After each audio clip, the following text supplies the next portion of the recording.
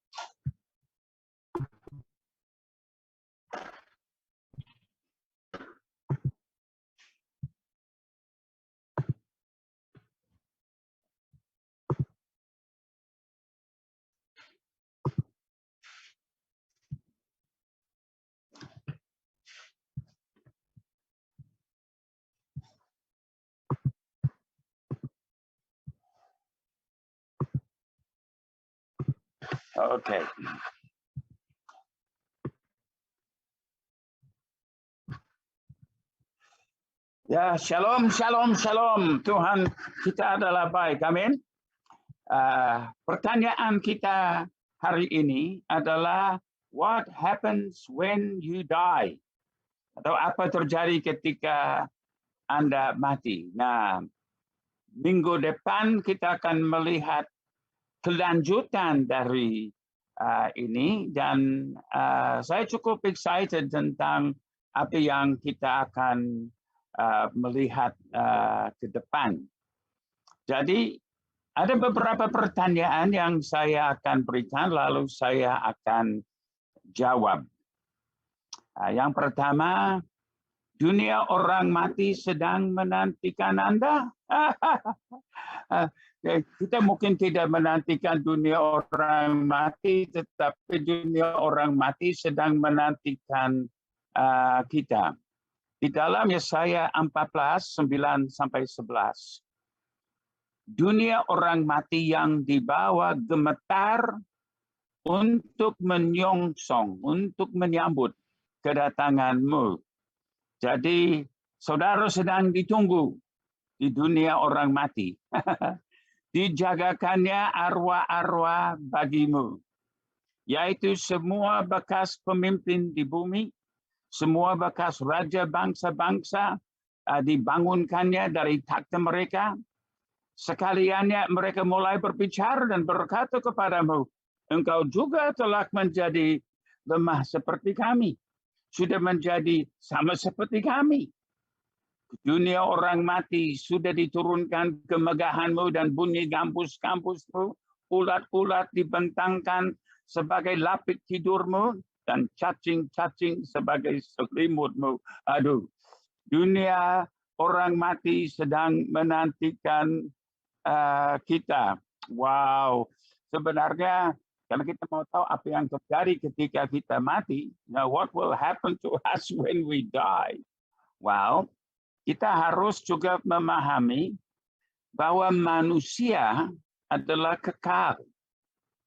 Tetapi yang menjadi pertanyaan yang penting, kita akan kekal di mana? Apa kita akan kekal di surga atau kekal di neraka?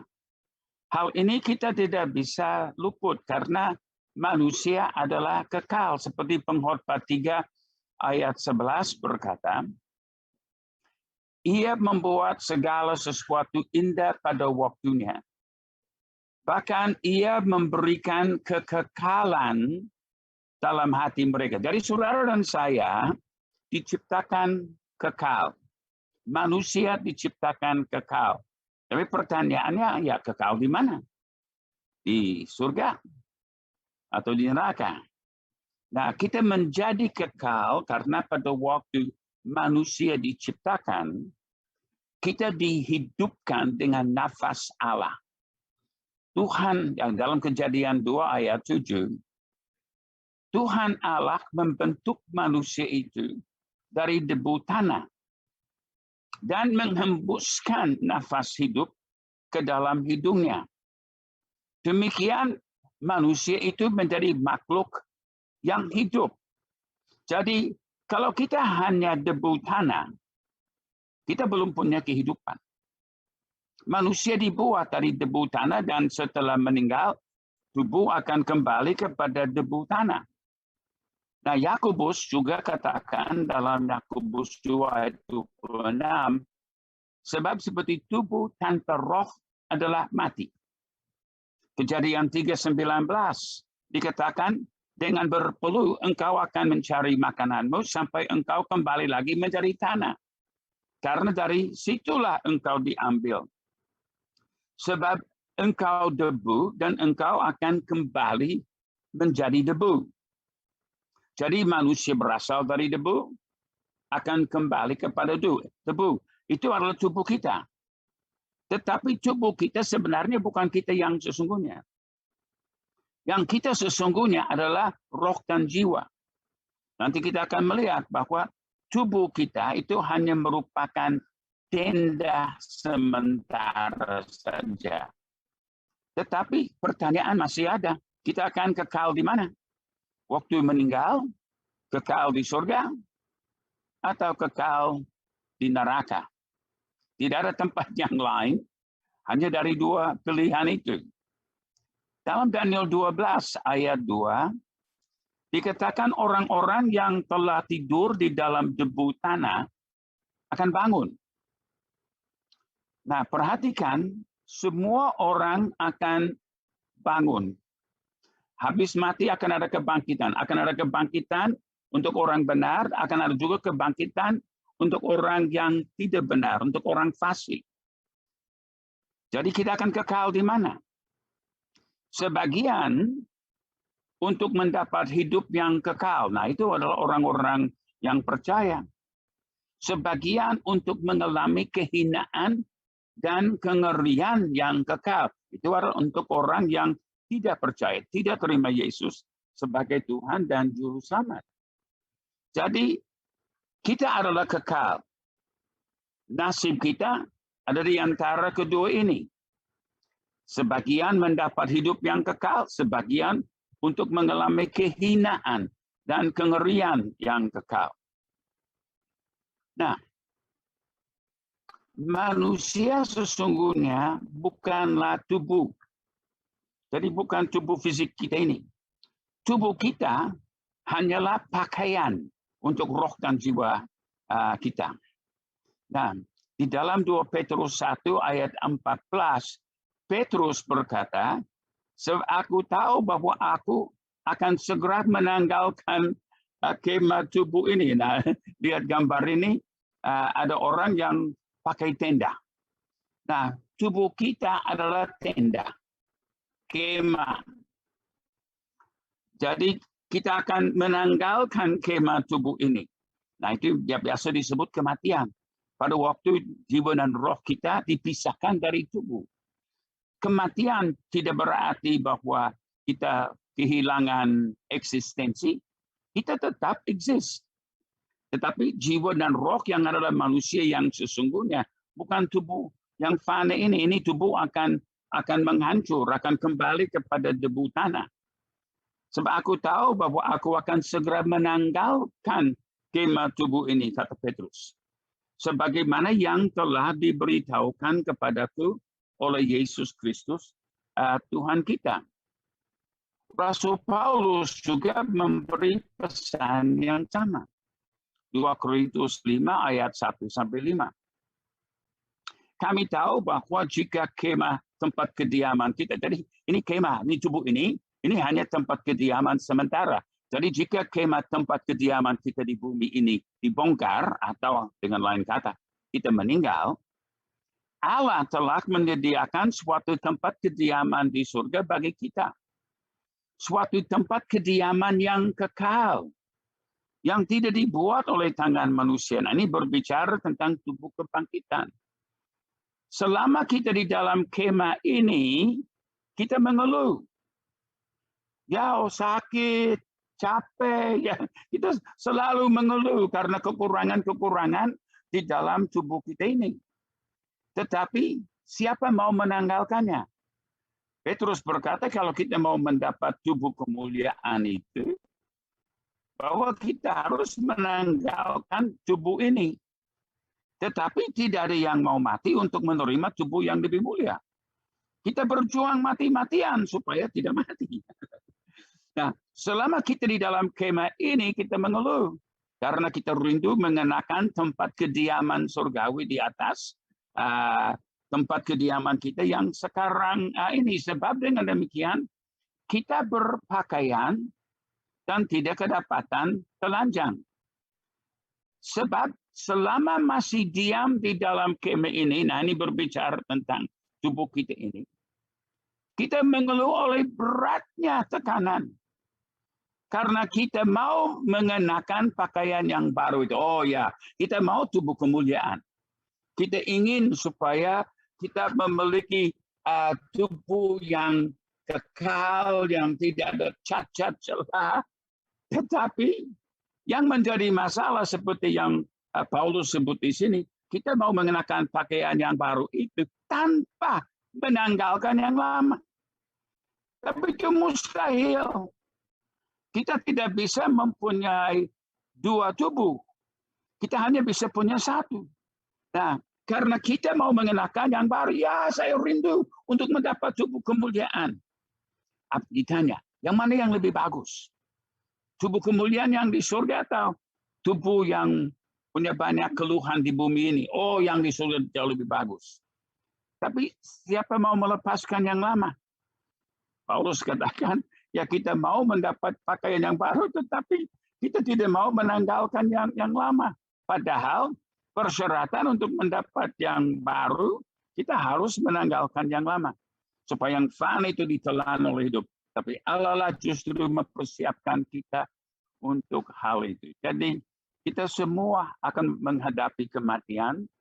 Tubuh yang lama ini memang kita akan harus tanggalkan. Nah, banyak orang bertanya tentang Firdaus. Nah, ada pertanyaan lagi tentang pencuri yang mati di kayu salib bersama dengan Yesus. Kemanakah pencuri yang mati di kayu salib bersama Yesus?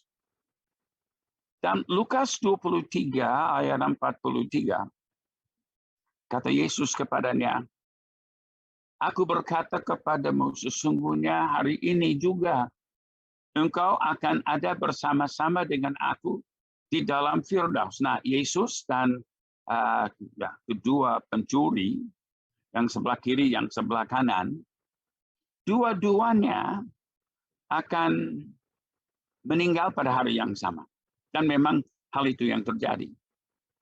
Tetapi kepada yang satu, Yesus berkata, hari ini juga, engkau akan bersama-sama dengan aku di dalam Firdaus. Jadi Yesus akan masuk kubur. Apa Firdaus di kubur? Kemana mereka akan pergi? Mana itu Firdaus? Di manakah Firdaus itu? Nah, kita tahu setelah Yesus 3 hari 3 malam di dalam kubur, dia bangkit. Dan dia mau pergi kepada Bapa. Wah, itu pencuri ada di mana? Firdaus itu di mana? Nah, sebentar kita akan kembali dan melihat itu. Tapi sekarang kita mau memikirkan untuk sejenak apa terjadi pada waktu Yesus bangkit. Karena habis 3 hari dia bangkit. Nah, dia ketemu dengan Maria Magdalena di luar kubur waktu Yesus bangkit. Dan dalam Yohanes 20 ayat 17, kata Yesus kepadanya, janganlah engkau memegang aku, sebab aku belum pergi kepada Bapa. Tetapi pergilah kepada saudara-saudaraku dan katakanlah kepada mereka, oh sekarang aku akan pergi kepada Bapakku dan Bapamu, kepada Allahku dan Allahmu. Nah, jadi di dalam pertemuan ajaib ini, Maria Magdalena diberi kesempatan mulia. Dia menyaksikan Yesus yang sudah bangkit. Dan dia mau memeluknya, dia mau pegangnya. Tapi Yesus larang. Tidak boleh memegang aku. Dan Yesus larang. Kenapa? Karena ini adalah peristiwa ajaib yang akan terjadi pada hari kebangkitan Yesus. Tetapi nanti malam, Yesus akan ketemu dengan murid-muridnya di dalam kamar loteng di Yerusalem. Dan dia katakan apa kepada mereka? Nah, jadi Yesus dengan murid-muridnya dalam Yohanes 20:19.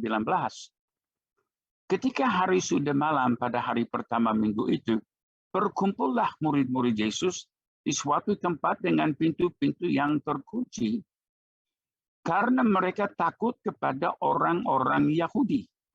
Pada waktu itu datanglah Yesus dan berdiri di tengah-tengah mereka dan berkata, damai sejahtera bagi kamu. Nah, ini adalah hari yang sama. Hari yang sama yang tadinya dengan Maria Magdalena. Pagi hari, Yesus berkata, janganlah engkau memegang aku. Kenapa? Sebab aku belum pergi kepada Bapa. Katakan kepada saudara-saudaraku bahwa aku akan pergi kepada Bapakku dan Bapamu, kepada Allahku dan Allahmu. Tetapi pada malam hari, pada waktu Yesus bertemu dengan murid-murid, dan mereka berpikir dia hantu. Jadi, dijelaskan dalam Lukas 24:39, Yesus berkata kepada mereka, lihatlah tanganku dan kakiku. Aku sendirilah ini. Rabalah aku. Dan lihatlah, karena hantu tidak ada daging dan tulangnya, seperti yang kamu lihat ada padaku. Nah, coba kembali lagi memikirkan yang Tuhan katakan kepada Maria Magdalena.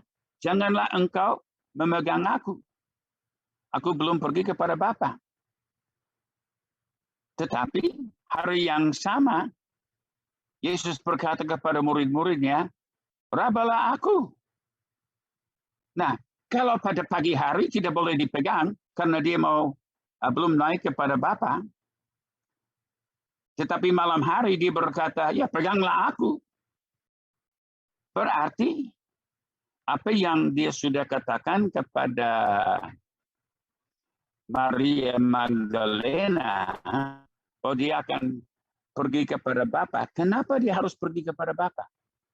Apa pada hari kebangkitan itu?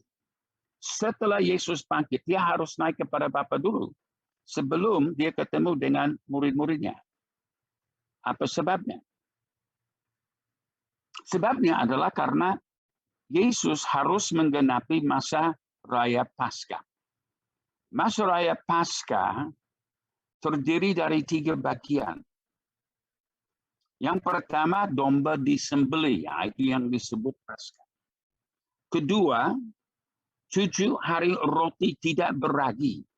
Mereka tidak boleh makan roti yang beragi itu. Lalu yang ketiga, bagian ketiga di dalam masa raya Paskah adalah persembahan hulu hasil. Nah, inilah yang dimaksudkan Yesus waktu dia harus pergi kepada Bapa. Dia harus membawa hulu hasil. Yesus sebagai hulu hasil dari antara orang mati, sulung dari antara orang mati, harus membawa darah perjanjian kepada Bapa. Dia harus menggenapi seperti yang dikatakan di dalam Imamat 23 ayat 10-11. Kamu harus membawa seberkas hasil pertama dari penuaianmu kepada imam. Dan imam itu haruslah menunjukkan berkas itu di hadapan Tuhan. Supaya Tuhan berkenan akan kamu. Imam harus menunjukkannya pada hari sesudah Sabat itu, yaitu hari Minggu. Ini adalah hari kebangkitan. Imamat 23 sedang berbicara tentang bagian ketiga ini, persembahan hulu hasil. Ini adalah bagian dari Paskah.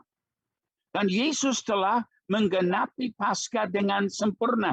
Dia adalah domba yang disembelih, dia adalah roti yang tidak beragi, dan dia juga adalah hulu hasil atau buah sulung dari antara orang mati. Dan pada hari Minggu, yaitu hari sesudah Sabat itu, Yesus bangkit. Nah, perhatikan di dalam gambar ini. Hari kebangkitan. Ya, kita kembali 3 hari sebelumnya, Yesus disalibkan. 3 hari dikubur. Lalu kebangkitan, Yesus bangkit, dilihat Maria, jangan pegang aku. Lalu Yesus berkata, aku harus pergi kepada Bapa, Bapakku dan Bapamu. Jadi Yesus membawa darah perjanjian, hulu hasil. Sebagai imam, hanya Yesus yang bisa membawanya. Dan dia membawa darah perjanjian kepada Bapa, dan dia mempresentasikan diri sebagai buah sulung dari antara orang mati. Itu sebabnya pada malam hari, Yesus berkata kepada murid-muridnya, raba aku, dan lihat aku bukan hantu. Dalam 1 Korintus 15:20, yang benar ialah bahwa Kristus telah dibangkitkan dari antara orang mati sebagai yang sulung dari orang-orang yang telah meninggal. Jadi Yesus di dalam kebangkitannya adalah buah sulung dari antara orang mati, dan sebagai hulu hasil di dalam Paskah, dia harus membawa darah perjanjian kepada Bapa. Nah, kembali lagi mengingat tentang pencuri di kayu salib. Yang Yesus berkata, hari ini engkau akan berada di Firdaus. Nah, ini 3 hari sebelum Yesus bangkit dan sebelum Yesus pergi kepada Bapa membawa darah perjanjian, itu menggenapi keseluruhan dari Paskah. Jadi sepanjang sejarah, kemanakah manusia yang meninggal? Firdauskah? Nah, ada 2 bagian di dalam jawaban ini. Kita akan melihat ada perbedaan sebelum salib dan sesudah kebangkitan Yesus. Ada 2 bagian. Yang pertama, sebelum penyaliban dan kebangkitan Yesus. Nah, salib memang adalah pemisah sejarah. Sebelum salib, semua manusia, semua orang percaya yang meninggal masuk ke dalam Hades. Juga dalam bahasa Ibrani disebut Sheol. Semua orang percaya sebelum kebangkitan Yesus telah berada di dalam pangkuan Abraham di alam maut atau Hades. Kisah ini dicatat di dalam Lukas 16, 19 sampai 31. Nah, kita baca sedikit. Di dalam Lukas 16, ayat 22 sampai 24. Kemudian matilah orang miskin itu. Karena ada 2 orang yang mati pada hari yang sama. Jadi Lazarus dan orang kaya. Kemudian matilah orang miskin itu, Lazarus, lalu dibawa oleh malaikat-malaikat ke pangkuan Abraham. Orang kaya itu juga mati, lalu dikubur. Dan sementara ia menderita sengsara di alam maut. Nah, alam maut di dalam bahasa Yunani adalah Hades. Nah, orang kaya ini memandang ke atas. Nah, ternyata ada 2 kedalaman di dalam alam maut. Ada 2 bagian. Bagian yang satu disebut pangkuan Abraham. Abraham adalah bapa semua orang percaya. Jadi ingat, ini adalah sebelum Yesus disalibkan. Sampai salib, semua orang percaya kepada Tuhan yang sungguh. Nah, mereka percaya kepada Mesias. Mesias sudah dinubuatkan mulai dari Kejadian pasal 3 pada waktu manusia jatuh ke dalam dosa, sudah ada janji juru selamat, Mesias. Dikatakan bahwa keturunan perempuan yang akan meremukkan kepala ular. Itu janji Mesias. Dan begitu banyak nubuatan di sepanjang perjanjian lama. Itu sebabnya dalam perjalanan Yesus ke Emmaus, juga pada hari kebangkitan, jadi ternyata Yesus sibuk sekali hari itu.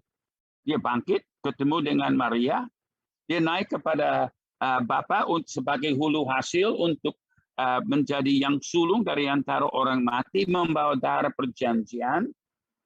Baru dia ikut gabung dengan 2 murid dalam jalan ke Emmaus.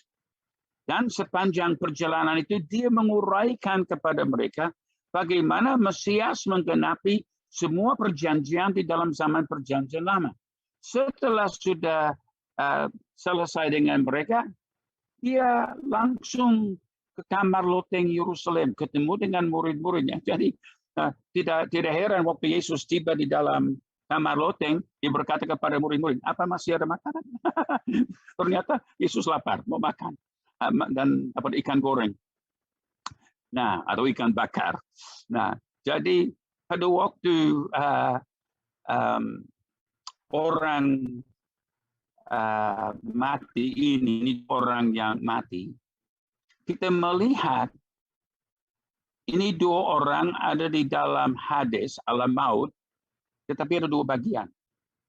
Satu bagian untuk semua orang yang tidak percaya kepada Tuhan atau janji Mesias, janji juru selamat itu. Nah, beda mereka dengan kita adalah mereka percaya kepada Mesias yang akan datang, sedangkan kita yang hidup sesudah salib, kita percaya kepada Mesias yang sudah datang. Jadi orang-orang yang telah percaya dari zaman Adam sampai zaman Yesus disalibkan, mereka masuk ke dalam bagian Hades, alam maut, yang disebut pangkuan Abraham. Abraham disebut bapa semua orang percaya. Nah, jadi waktu orang kaya itu juga dikubur, dia masuk ke dalam bagian sengsara di alam maut. Ia memandang ke atas. Jadi ternyata walaupun dua-duanya di dalam alam maut, posisi mereka berbeda. Dan dari jauh dilihatnya Abraham dan Lazarus duduk di pangkuannya. Lalu ia berseru katanya, Bapak Abraham, kasihanilah aku.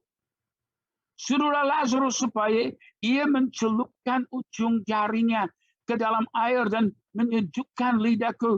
Sebab aku sangat kesakitan dalam nyala api ini. Nah, jadi ternyata di dalam alam maut ada satu tempat di mana orang yang percaya, yang sudah meninggal dengan iman, walaupun sudah mengalami sengsara di dalam dunia, tekanan di dalam dunia, tetapi mereka sudah di dalam damai sejahtera di Firdaus. Ini adalah Firdaus. Memang dikatakan ini adalah Firdaus. Ini adalah tempat di mana pencuri di kayu salib ikut masuk bersama dengan Yesus. Waktu Yesus mati di kayu salib dan orang pencuri itu mati, ini mereka masuk Firdaus. Firdaus bukan sebenarnya nama tempat, tetapi adalah penjelasan keadaan tempat. Jadi walaupun di dalam alam maut, orang-orang percaya di dalam pangkuan Abraham ada di dalam keadaan yang indah. Firdaus. Tetapi yang tidak percaya di dalam api siksaan. Nah, dilanjutkan dalam Lukas 16 ayat 25 sampai 26. Tetapi Abraham berkata, Anak, ingatlah bahwa engkau telah menerima segala yang baik sewaktu hidupmu. Sedangkan Lazarus segala yang buruk. Sekarang ia mendapat hiburan. Jadi Firdaus di mana Lazarus berada, di mana semua orang percaya berada sebelum zaman salib, mendapat hiburan. Mereka bukan di dalam siksaan, bukan di dalam penderitaan, tetapi orang kaya yang tidak percaya, yang jahat, yang fasik. Dia berkata, engkau sangat menderita. Selain daripada itu, di antara kami dan engkau terbentang jurang yang tak terseberangi.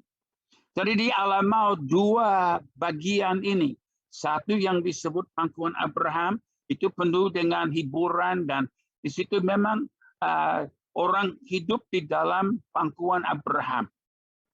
Tetapi di seberang jurang yang tak terseberangi, orang-orang yang tidak percaya,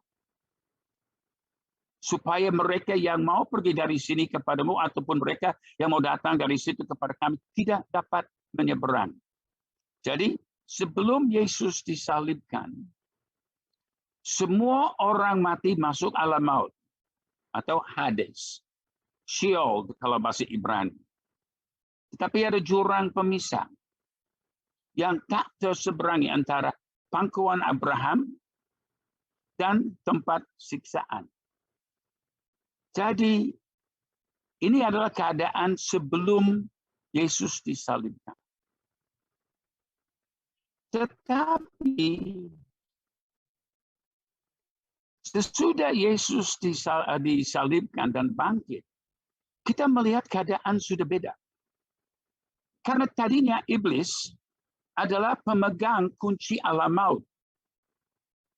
Tetapi setelah Yesus menghancurkan kuasa kegelapan dan mencabut semua persenjataan yang dipegang iblis dari iblis,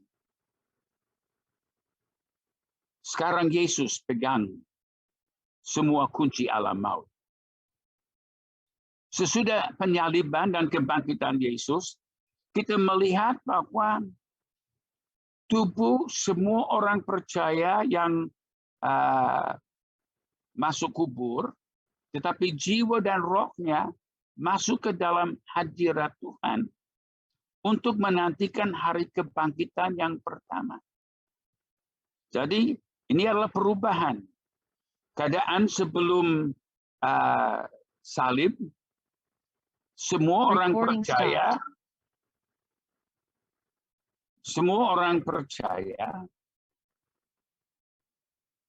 sudah masuk ke dalam pangkuan Abraham.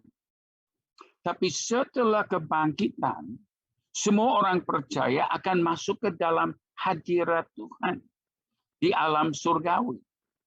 Sementara menantikan hari kebangkitan yang pertama. Recording in progress.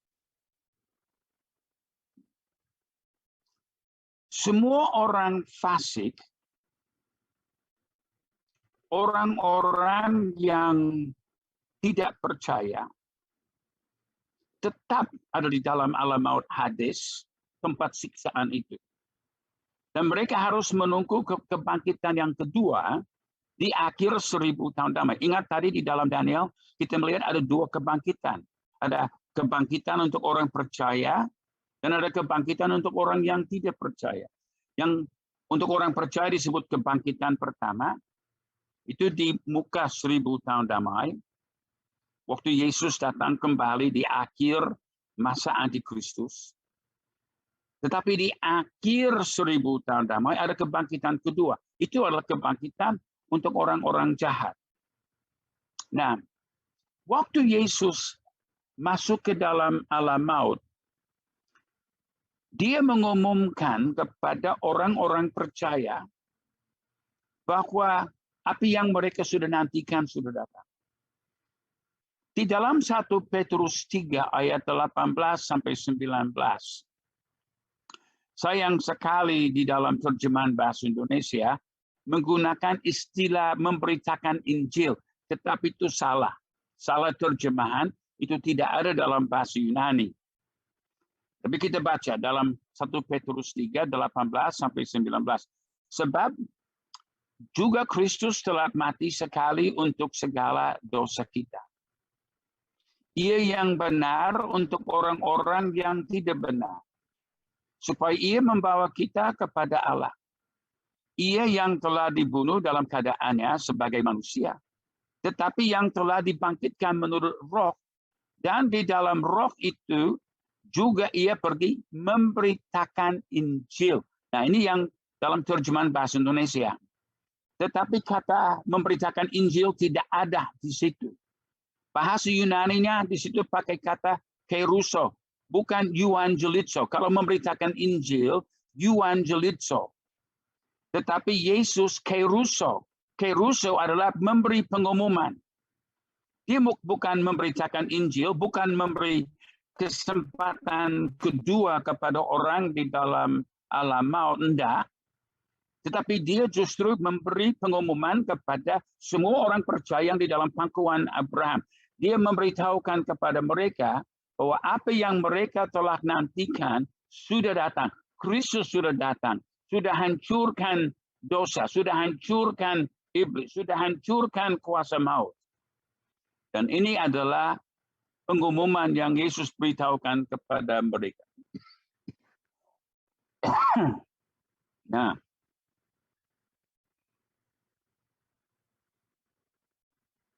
jadi terjemahan memberitakan Injil tak sesuai dengan bahasa asli ataupun terjemahan dalam bahasa-bahasa lain.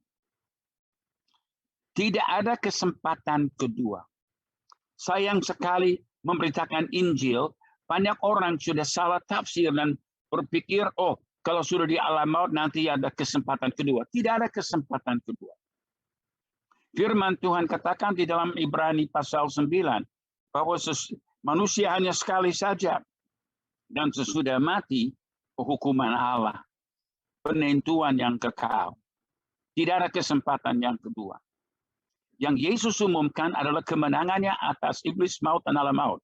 Lalu Yesus membuktikannya dengan bangkit dan sekaligus membangkitkan beberapa orang kudus lainnya. Nah, perhatikan dalam Matius 27, 52, dan 53. Kuburan-kuburan terbuka dan banyak orang kudus yang telah meninggal bangkit. Dan sesudah kebangkitan Yesus, mereka pun keluar dari kubur, lalu masuk ke kota kudus, dan menampakkan diri kepada banyak orang. Wah, sudah pasti banyak orang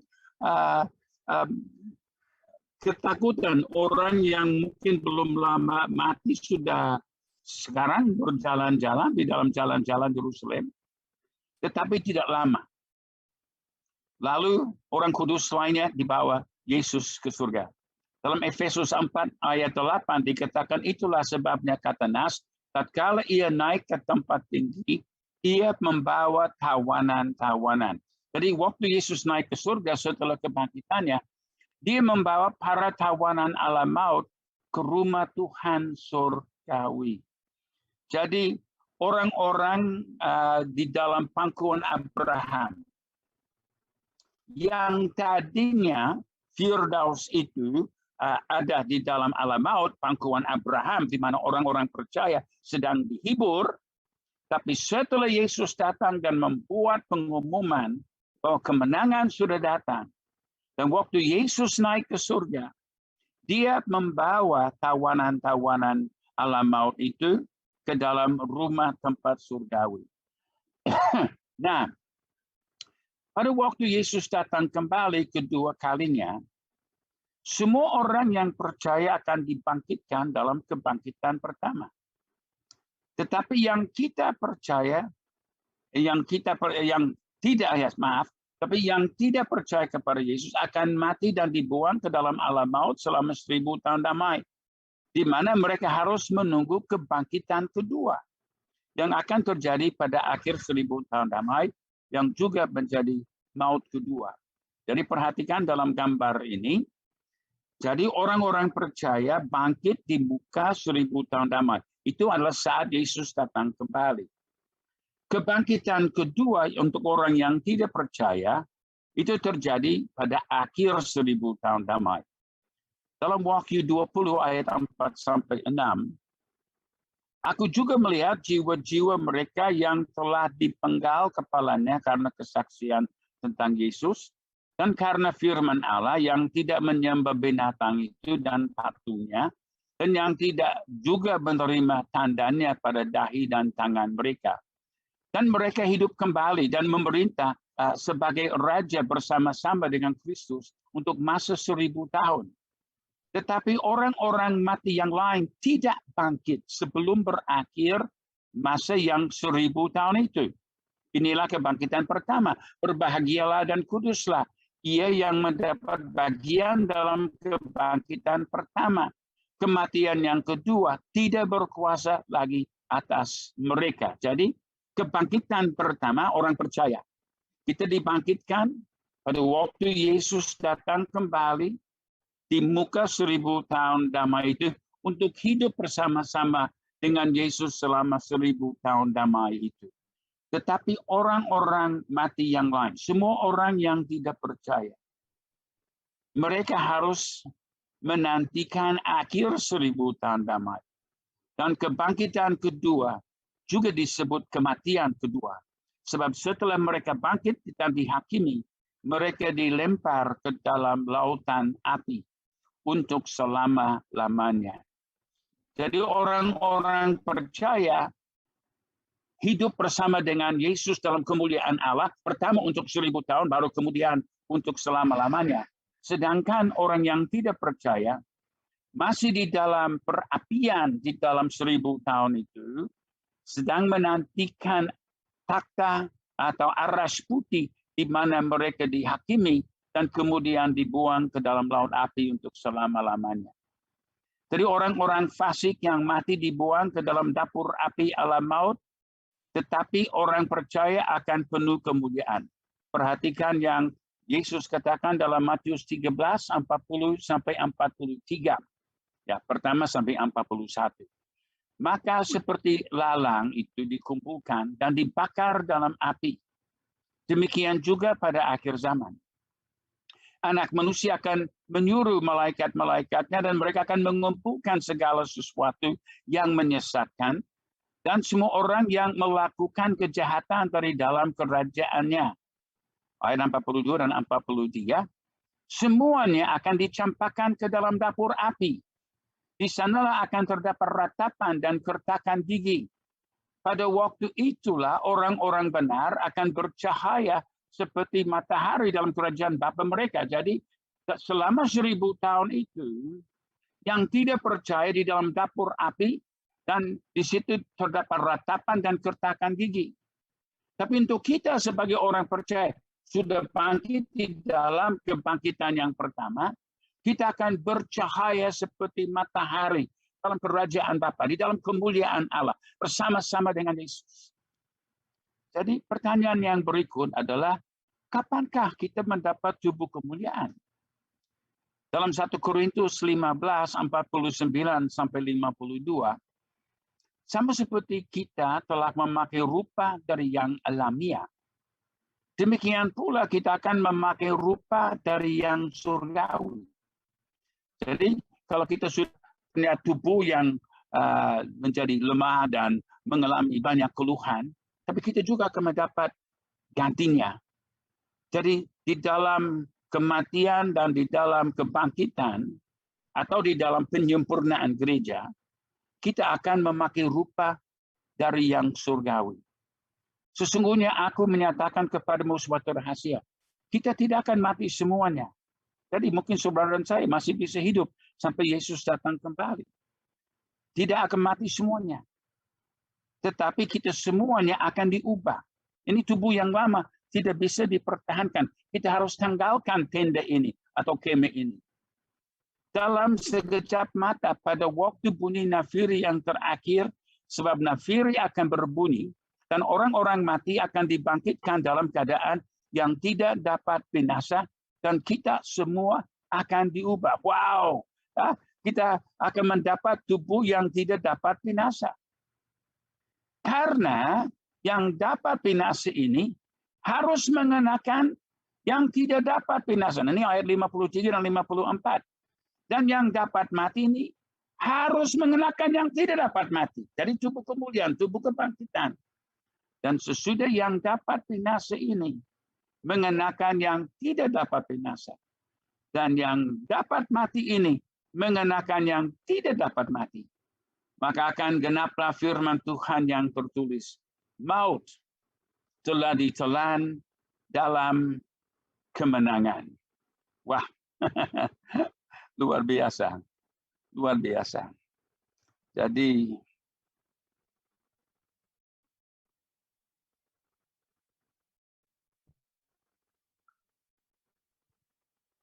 nah,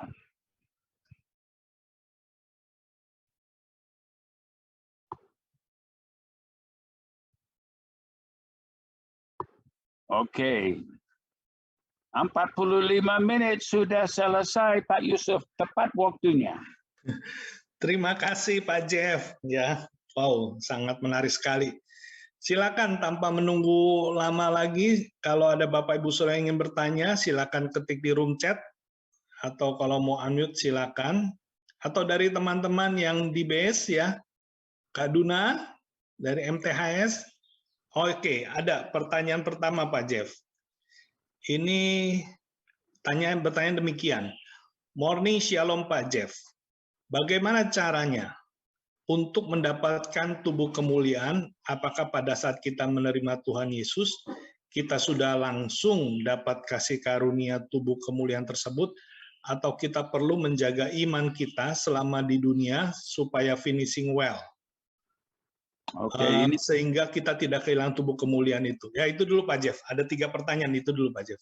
Nah, ini sebenarnya pertanyaan yang bagus karena ini menunjukkan bagaimana gaya kehidupan kita. Nah, jadi di dalam kita menerima Tuhan Yesus sebagai juru selamat, sudah ada potensi. Nah, ini background saya akan merubah backgroundnya sedikit, karena saya juga terganggu dengan kepala saya berubah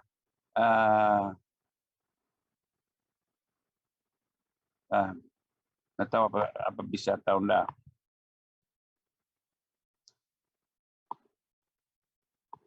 Nah, biar saja. Nah, waktu kita lahir baru, kita lahir dari benih firman Allah. Di dalam benih itu ada potensi untuk kita menjadi seperti Yesus.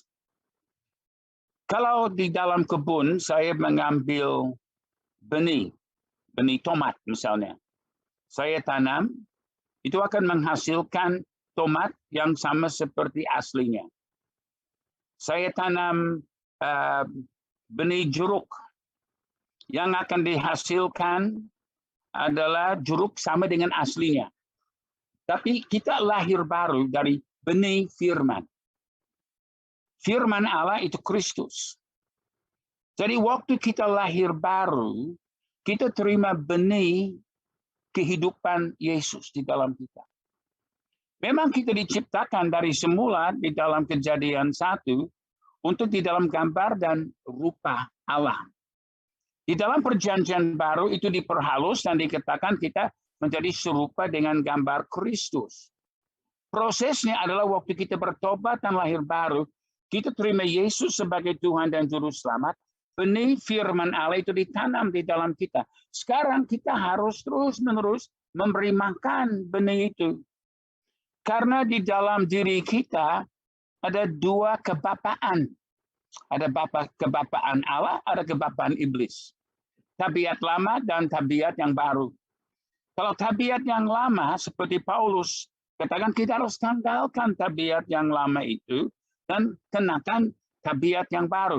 Artinya kita harus berjalan terus di dalam Kristus. Ini adalah proses perubahan. Di dalam 2 Korintus 3:18 dikatakan bahwa kita diubahkan ke dalam gambar itu oleh kuasa Roh Kudus, diubahkan dari kemuliaan kepada kemuliaan supaya kita nanti menjadi sama seperti Kristus. Jadi tubuh kebangkitan, ya pertama untuk mereka yang setia sampai mati, mereka di dalam kebangkitan akan mendapat tubuh kebangkitan, tubuh kemuliaan. Tetapi untuk mereka yang hidup sampai Yesus datang kembali, harus berjalan terus di dalam Kristus, mengizinkan kuasa Roh Kudus memproses firman Allah di dalam kita, supaya kita diubahkan untuk menjadi serupa dengan Kristus.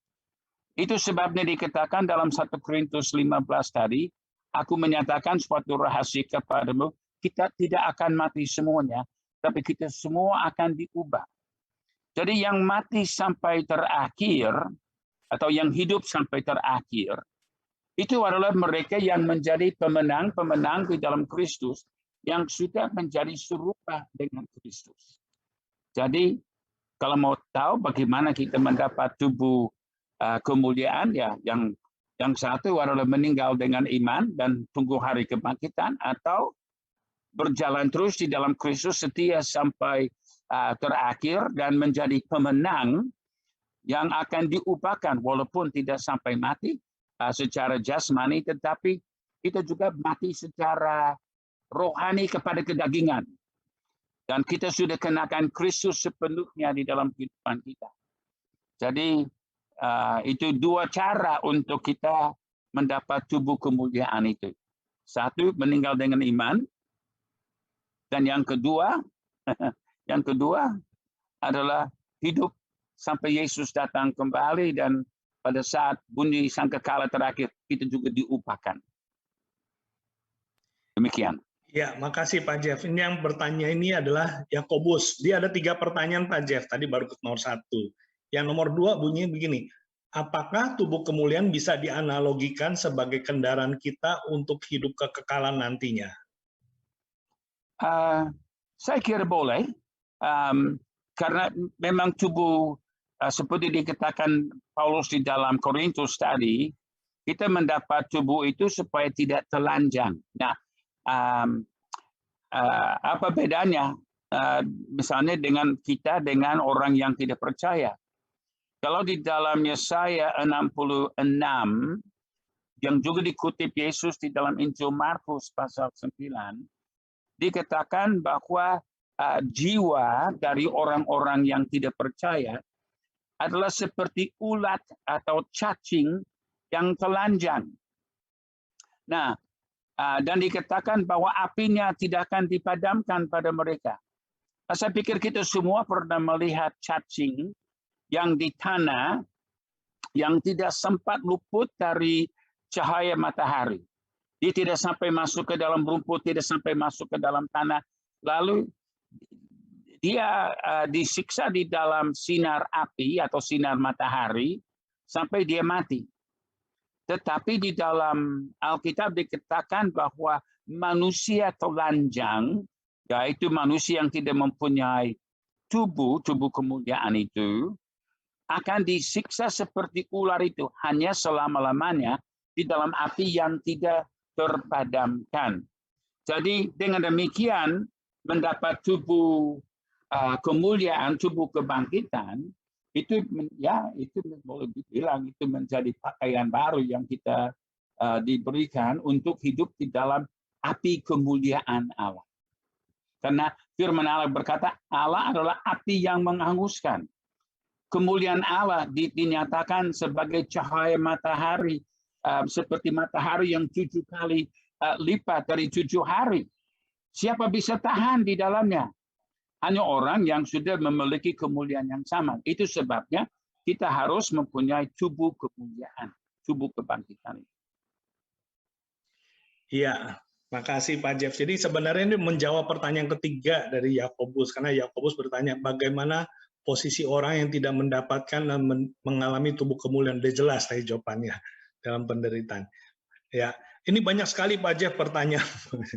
Ya, ini ada lagi yang bertanya demikian ya. Mungkin Robinson ya, ada Pak Robinson, silakan kalau mau tanya langsung bisa di unmute. Silakan Pak Robinson. Oke, saya Pak Jeff, Pak Robinson dari Bandung, Pak Jeff. Selamat datang. Pak Jeff, dalam Wahyu pasal 6 ada penglihatan itu dia katakan demikian, Pak. Ayat 11, Wahyu pasal 6 ayat 11. Dan kepada mereka masing-masing diberikan selai jua putih, dan kepada mereka dikatakan bahwa mereka harus beristirahat sedikit waktu lagi hingga genap jumlah kawan-kawan pelayan dan saudara-saudara mereka yang akan dibunuh sama seperti mereka. Nah, bukankah mereka ini yang akan dibangkitkan nanti pasal 2 di ayat 20, di pasal 20? Jadi para martir yang akan dibangkitkan pada 20. Mana ayat ini? Yesaya. Wahyu pasal 6 ayat 11. Wahyu pasal 6 ayat 11. Tunggu, saya buka.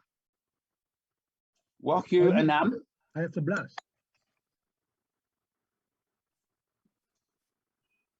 Oke. Nah, dari dalam Oh ya, Ya. oke. Nah, jadi mereka ini yang dibangkitkan nanti pasal 20, para martir ini. Jadi pelayan-pelayan yang dibunuh itu dibangkitkan pasal 20. Jadi berarti kalau dia bukan pelayan, dia tidak martir, mungkin akan menunggu di kebangkitan kedua dan mereka akan dihakimi. Dan mereka dihakimi, tapi mereka akan diselamatkan karena mereka semua pakai tanda Roh Kudus. Jadi mereka akan diselamatkan. Tapi bagi yang tidak punya tanda keselamatan, ya mereka ke neraka. Tapi orang percaya yang ini terlalu banyak info. Maaf, saya ini agak ini, tapi ini hanya pandangan saya. Saya belajar, Pak.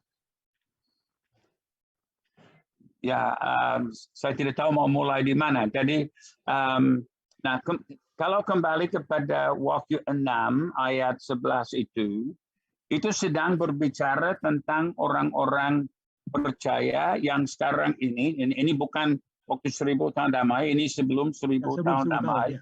Jadi ini berbicara tentang orang-orang Kristen yang sudah mati di dalam penganiayaan, dan mereka, nah ini adalah bukti juga dari apa yang tadi saya katakan.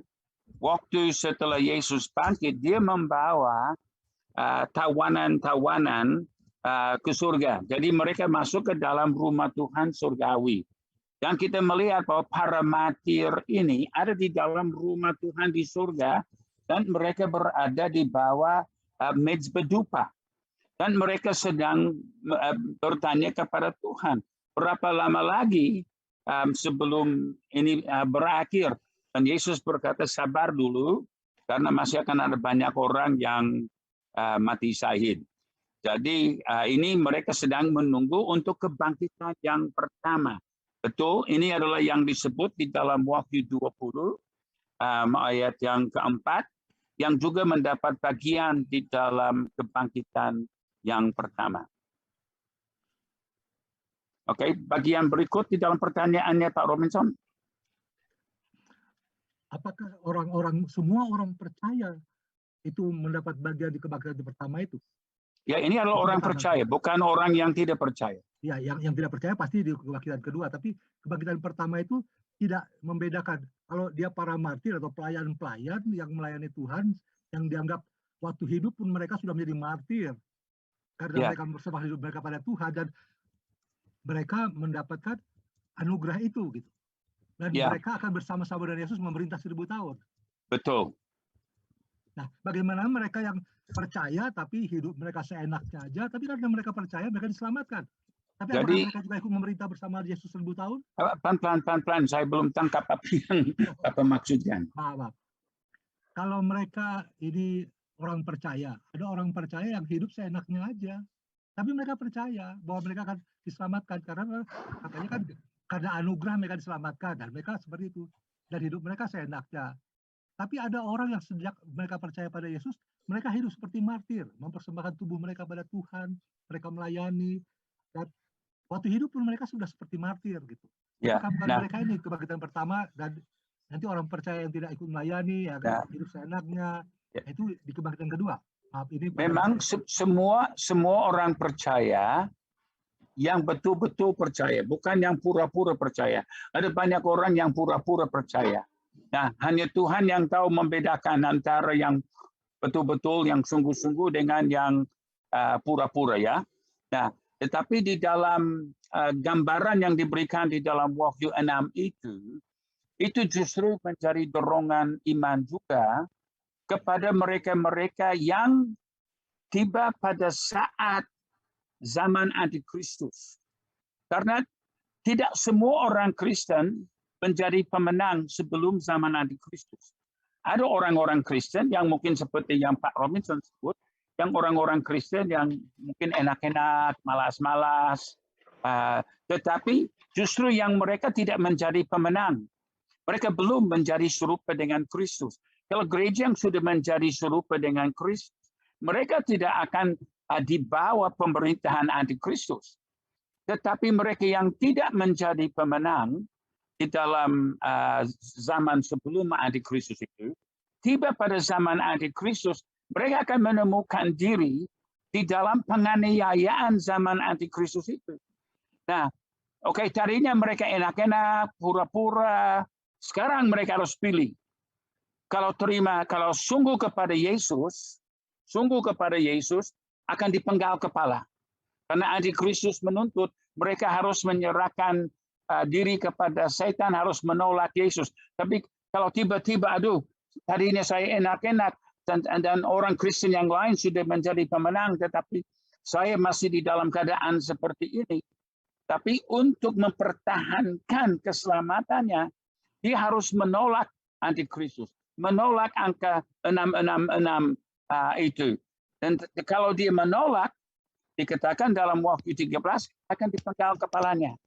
Nah, tapi karena mereka bisa membaca Wahyu 6 dan lihat bahwa para martir sudah ada di dalam hadirat Tuhan, mereka juga dapat didorong untuk mempertahankan kesetiaan mereka sampai juga dipenggal kepalanya. Sehingga dalam Wahyu 20 ayat 4, mereka juga mendapat bagian di dalam kebangkitan pertama dan akan memerintah. Jadi mereka akan dari Kristen yang mungkin sedikit suam-suam, tiba-tiba mereka menjadi Kristen berapi-api, dan mereka juga menjadi pemenang lewat penyerahan total dan dipenggal kepalanya, sampai mereka juga mendapat bagian dalam kebangkitan pertama. Oke.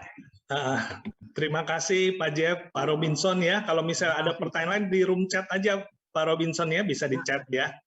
Nah, Bapak Ibu Saudara sekalian, ini karena pertanyaan banyak sekali, jadi mohon maaf, jadi untuk pertanyaan langsung ya tidak dibuka ya, jadi kita akan melayani langsung yang dari chat ya, karena ini banyak sekali Pak Jeff ya, saya nggak tahu apa 3 hari selesai. Nah, Pak Yusuf, Ya. Kalau misalnya ada pertanyaan-pertanyaan yang tidak sempat kita jawab, kalau mereka tuliskan kepada Pak Yusuf, nanti Pak Yusuf bisa kirim kepada saya bersedia untuk memeriksa dan menjawab secara tertulis supaya nanti mereka bisa mendapat kopian. Juga dari PowerPoint hari ini, nanti sebentar saya akan kirim kepada Pak Yusuf dalam bentuk PDF dan itu bisa dibagikan juga kepada mereka semua. Oke, terima kasih Pak Jeff. Wow, ini kabar baik. Pak Jeff, ada pertanyaan lagi dari Bu Mulyati. Kebangkitan kedua artinya apa untuk orang percaya dan untuk orang tidak percaya? Mestinya sih tadi udah terjawab ya, mungkin dikasih penjelasan mungkin agak terlewat Bu Mulyati ini. Nah, kalau di dalam kebangkitan kedua, itu sebenarnya memang bukan untuk kita sebagai orang percaya, tapi itu adalah penutup dari 1000 tahun damai. Jadi pada waktu itu di dalam Wahyu 20, iblis dilepaskan untuk sedikit waktu. Nah, ada pertanyaan di situ karena antikristus dan nabi palsu pada waktu Yesus datang kembali kedua kalinya langsung dibuang ke dalam laut api. Nah, itu di bagian akhir dari Wahyu 19. Tapi dalam Wahyu 20 iblis ditangkap dan dipenjarakan selama 1000 tahun. Kenapa? Kenapa tidak juga dibuang langsung ke dalam lautan api? Ada alasan. Karena justru iblis sebagai penggoda yang menyebabkan Adam dan Hawa jatuh ke dalam dosa, Tuhan menyimpan dia di dalam penjara selama 1000 tahun damai itu, supaya dia dapat menyaksikan kekalahannya. Bahwa apa yang dulu sudah Tuhan berfirman, aku akan menjadikan manusia menurut gambar dan rupa Allah, dan itu yang iblis melawan. Tapi dia kalah. Dan di dalam 1000 tahun damai, dia dari penjaranya dapat melihat dia kalah. Dan bahwa Allah sudah menang. Adam dan Hawa yang akhir zaman Kristus dan gerejanya, dan semua orang percaya dari segala zaman sudah hidup di dalam kemenangan 1000 tahun. Karena Tuhan pernah berfirman, pada hari engkau makan, engkau akan mati. Dan tidak pernah ada manusia hidup 1000 tahun. Yang paling panjang Methuselah, 969. Tidak pernah yang hidup sampai 1000. Tapi dalam 1000 tahun damai, semua orang percaya. Karena sudah bebas dari dosa. Sudah sempurna, sudah serupa Kristus. Sudah menggenapi Kejadian 1:26.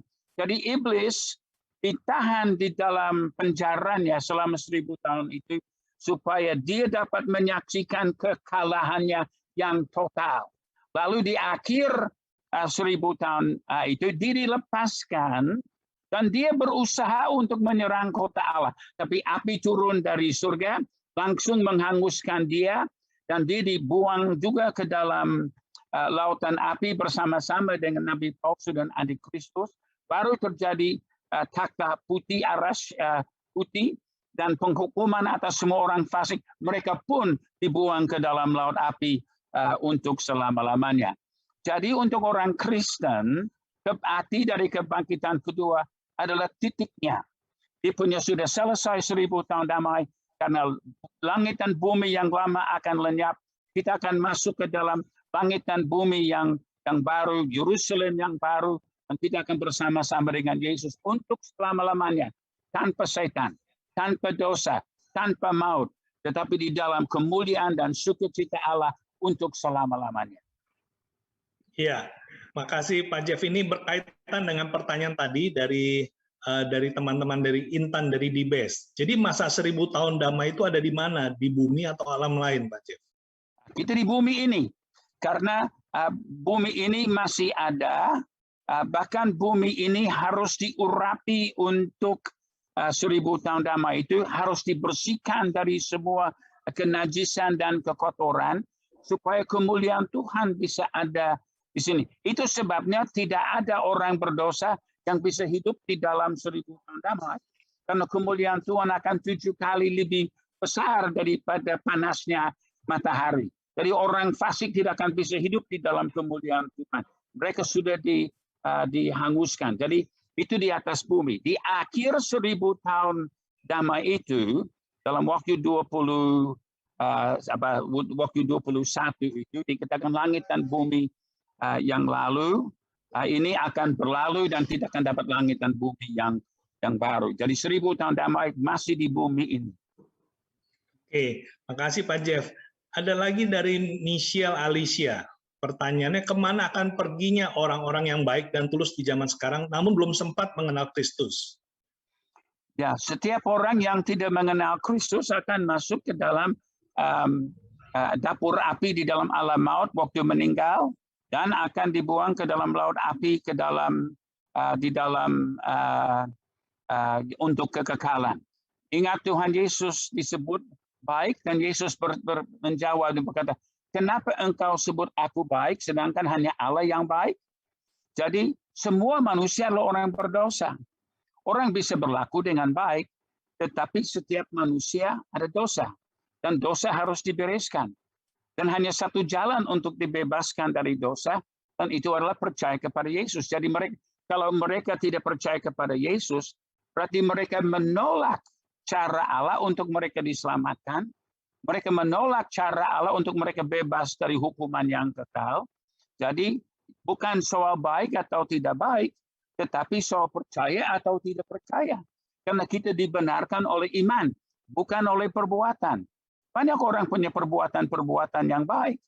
Tetapi kalau menolak Allah, menolak jalan keselamatan yang Allah sediakan, bukan Allah yang membuang kita ke dalam neraka, kita sendiri membuang diri ke neraka karena menolak jalan Allah untuk masuk surga.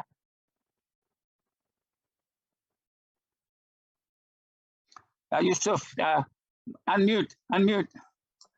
Iya Pak Jeff, makasih. Jadi sama juga seperti pertanyaan dari Bu Ramona ya. Di sini juga pertanyaan juga sama. Jika orang yang sudah percaya ia meninggal pada ini agak berbeda Pak Jeff. Pertanyaan begini dari Ramona. jika orang yang sudah percaya dan ia meninggal pada saat berbuat dosa dan belum minta ampun, apakah ia tetap bisa masuk surga? Tolong ulangi lagi. Orangnya sudah percaya, maksudnya sudah percaya Yesus, dan ia meninggal pada saat berbuat dosa dan belum minta ampun, belum bertobat, maksudnya gitu Pak Jeff. Apakah ia tetap masuk surga?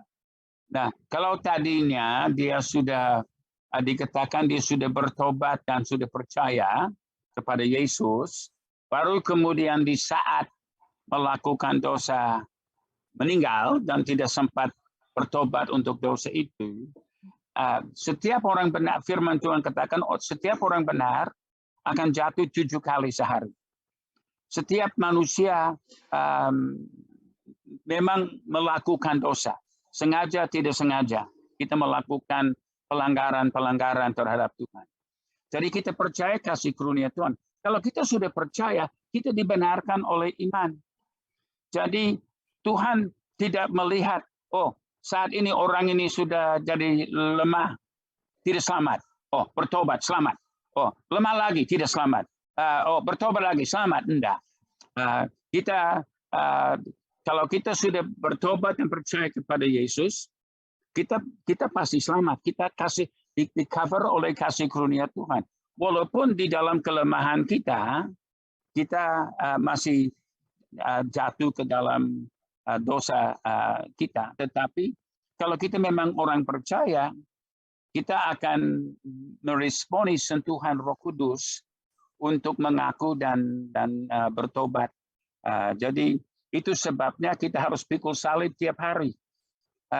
Dia bukan pikul salib sekali saja untuk selama-lamanya, tidak. Memang salib Yesus hanya disalibkan 1 kali, tapi kita harus pikul salib tiap hari. Berarti kita datang di kaki salib minta ampun. Jadi ini proses terus-menerus. Jadi Tuhan tidak menunggu misalnya apa di saat ini dia sudah melakukan dosa, mati masuk neraka. Enggak. Dia bukan begitu. Kasih Tuhan jauh lebih besar daripada itu. Kasih karunia yang melindungi kita jauh lebih besar dari itu. Tetapi yang menjadi bahaya kalau memang kita sengaja berbuat dosa dan tidak mau bertobat dan terus menolak untuk bertobat. Nah, itu lain soal. Nanti orang itu akan harus berhadapan dengan murka Tuhan. Ya, makasih Pak Jeff. Ada lagi pertanyaan dari Pak Jimmy Panggabean. Jika jiwa kita ikut bersama roh dalam hadirat Tuhan saat mati, bukankah hanya roh yang sempurna pada saat lahir baru? Artinya jiwa kita belum sempurna. Apakah layak berada di hadapan Bapa di surga? Memang tidak ada manusia yang berdosa yang layak di hadapan Tuhan. Itu sebabnya Yesus mati di kayu salib. Dan proses Roh Kudus seperti 2 Korintus 3:18 itu berkata, Roh Kudus memproses kehidupan kita diupakan. Waktu Yesus mati di kayu salib dan kita percaya, dikatakan kita dibenarkan oleh iman. Dibenarkan berarti dianggap benar di hadapan Allah. Jadi status hukum kita waktu percaya kepada Yesus adalah tak berdosa. Jadi itu status hukum. Tetapi realita hidup kita di bawah. Dan kita harus bertumbuh. Itu sebabnya diproses, itu disebut pengudusan. Jadi itu adalah proses yang Roh Kudus dengan firman-Nya mengerjakan supaya kita bertumbuh, supaya status realita hidup menjadi sama dengan realita atau dengan status hukum. Jadi waktu Yesus mati di kayu salib dan kita terima Yesus sebagai juru selamat, secara status hukum kita sempurna. Walaupun realita kita di bawah. Tapi kita bertumbuh di dalam Kristus, bertumbuh, diubahkan oleh firman dan Roh Kudus. Dan yang kita cari adalah untuk menjadi serupa dengan Kristus supaya status hukum dan status realita menjadi sama. Ya. Makasih Pak Jeff, sangat jelas itu. Ada lagi Pak Jeff, pertanyaan dari Dewi Erika. Shalom Pak Jeff, apakah ada hubungan orang yang sudah mati dengan orang yang masih hidup? Lalu apakah orang-orang yang mendoakan para arwah yang sudah meninggal dapat menolong mereka untuk bisa masuk surga? Karena saya pernah mendengar ajaran mengenai masa transit para arwah yang sudah meninggal di mana mereka sedang menunggu di suatu tempat untuk mempersiapkan dirinya masuk surga. Dan oleh karena itu banyak orang-orang yang berusaha mendoakan arwah keluarga mereka untuk masuk surga. Terima kasih Pak Jeff. Dan tidak ada tempat seperti itu di dalam Alkitab. Walaupun ada gereja yang mengajarkan seperti itu. Jadi dikatakan di dalam Ibrani 9 bahwa diberikan kepada manusia mati sekali saja dan setelah itu penghakiman. Tidak ada tempat pemrosesan setelah kematian. Selagi kita hidup sekarang ini, kita harus mengambil keputusan pilihan kita. Kita mau bertobat, mau percaya, mau ikut Yesus atau enggak. Itu sebenarnya sangat sederhana. Jadi tidak ada misalnya kesempatan kedua. Jadi sekarang ini adalah waktu untuk kita pilih. Iya, kasih Pak Jeff. Ada lagi pertanyaan Pak Jeff. Pak Jeff, bagaimana dengan orang percaya yang mati bukan dikubur, tetapi dikremasi? Mungkin maksudnya apakah tetap bisa masuk Firdaus dan juga bisa menikmati kebangkitan pertama, begitu Pak Jeff? Ya, yang mati adalah tubuh. Dan itu akan kembali kepada debu atau kepada abu. Jadi ada banyak sekali orang percaya yang dibunuh, dimatir lewat dibakar. Apa kita mau katakan karena mereka dibakar bahwa mereka tidak bisa selamat? Enggak. Yang mati bukan jiwa dan roh. Yang mati adalah tubuh. Dan tubuh hanya tenda atau kemah yang kita harus tanggalkan. Jadi kremasi atau dikuburkan itu tidak ada hubungan dengan itu. Nah, tadi juga pertanyaan tentang arwah-arwah. Jadi ini kembali lagi kepada itu. Kita sudah tahu bahwa sebelum Yesus disalibkan, yang punya kunci alam maut adalah iblis. Itu sebabnya di zaman Samuel ada tukang sihir Endor yang dipakai Saul untuk memanggil arwah Samuel. Dan dia dipanggil keluar dari alam maut. Tapi sebenarnya dia ada di dalam pangkuan Abraham. Dan kita melihat bahwa Saul dia kena nasib yang sial karena itu. Jadi memang di dalam zaman itu iblis mempunyai kuasa atas alam maut. Itu sebabnya dulu iblis pernah berselisih tentang Musa. Di mana Musa? Saya baca dia sudah mati. Kenapa dia tidak ada di dalam alam maut? Tapi Musa tidak di dalam alam maut karena Tuhan sudah bangkitkan dia dan dia hidup di dalam alam surgawi. Itu sebabnya Musa dan Elia dapat kelihatan kepada Yesus di atas bukit kemuliaan. Karena Musa bukan di dalam alam maut. Jadi di zaman dulu itu kuasa kegelapan memang memanggil arwah-arwah. Tetapi Samuel waktu itu marah sama Saul. Dan kita lihat bahwa nasib akhir hidupnya Saul malang sekali. Jadi jangan kita campur-campur dengan kuasa kegelapan yang mau memanggil arwah-arwah. Iya, makasih Pak Jeff. Dari Vano, dari Dibes, apa aktivitas orang percaya dalam 1000 tahun? Akankah manusia baru kita bosan dengan kekekalan 1000 tahun, Pak Jeff, ngapain aja gitu? Nah, jadi coba pikirkan alternatifnya. 1000 tahun di dalam dapur api, di dalam siksaan dan itu. Jadi saya pikir kalau orang yang sudah jatuh cinta sama Yesus tidak pernah akan bosan karena bukan cuma 1000 tahun, untuk selama-lamanya tanpa ada akhirannya. Nah, kalau aktivitasnya justru Tuhan tidak memberitahukan kepada kita supaya kita manusia fana yang terbatas pikiran dan pemahamannya, supaya jangan kita terlalu banyak memikirkannya. Tetapi kalau kita memikirkan secara kerinduan, ini pribadi saya. akan ada miliaran orang yang sudah bertobat dan percaya. Setiap mereka sudah mempunyai kesaksian tentang bagaimana mereka telah mengalami pergumulan hidup dan mengalami kemenangan karena kasih Kristus.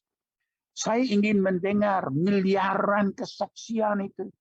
Dan saya pikir 1000 tahun tidak akan cukup untuk kita mendengar semuanya. Saya juga ingin mendengar dari Tuhan uraian-uraian yang langsung tentang segala isi Alkitab dan kebenaran-kebenaran yang mungkin hal-hal yang kita sudah kurang pahami sekarang, di mana Tuhan dapat menguraikannya kepada kita. Ya, sebenarnya saya pikir 1000 tahun tidak cukup untuk kita dapat menikmati persekutuan dan kesaksian dari miliaran orang yang akan di situ bersama-sama dengan kita. Iya. Tidak akan bosan. Pasti tidak bosan. Ada pertanyaan yang serupa, tapi ini nanya bukan di kerajaan 1000 tahun, tapi di masa Firdaus. Apa yang dilakukan orang di dalam Firdaus? Jadi seperti tadi yang kita melihat Firdaus, sebenarnya itu adalah keadaan dan bukan hanya nama tempat. Alam maut waktu di dalam zaman sebelum Kristus itu, Firdaus itu ada di dalam alam maut. Dan Yesus berkata kepada pencuri, hari ini engkau akan di Firdaus bersama dengan aku. Yesus kemana? Dia masuk ke alam maut. Dan orang pencuri itu masuk ke alam maut, tapi bagian pangkuan Abraham. Nah, di situ mereka juga pasti sudah membicarakan harapan mereka untuk kedatangan Mesias yang akan datang. Jadi sukacita besar di alam maut, di Firdaus, pada waktu Yesus datang ke dalam alam maut itu memberi pengumuman bahwa apa yang mereka nantikan sudah datang. Kemudian di dalam 2 Korintus kita baca bahwa kesaksian Paulus bahwa dia dibawa ke dalam langit ketiga. Waktu dia naik ke langit ketiga itu juga disebut Firdaus. Jadi Firdaus bukan lagi di alam maut, tetapi ada di dalam hadirat Tuhan. Itu juga memberi konfirmasi tentang Firdaus sebagai tempat kemuliaan dan sukacita untuk orang-orang percaya. Jadi di Firdaus, namanya Firdaus karena tempat yang penuh dengan sukacita. Jadi tidak ada kebosanan, penuh sukacita dan kemuliaan dan kasih. Siapa bisa bosan dengan kasih? Iya, makasih Pak Jeff. Ini kayaknya pertanyaan terakhir yang dijawab langsung, yang lain nanti akan dijawab lewat chat ya, lewat email oleh Pak Jeff nanti. Pertanyaan dari Ibu Joyce ya, Pak Jeff bisa jelaskan ayat dalam Wahyu 20 ayat 8. Siapa orang-orang atau dalam ayat itu dibilang bangsa-bangsa yang disesatkan dari kerajaan 1000 tahun damai?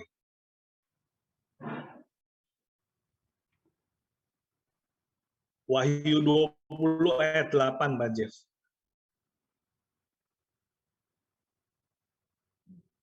Nah, tidak ada bangsa yang akan disesatkan di dalam 1000 tahun damai.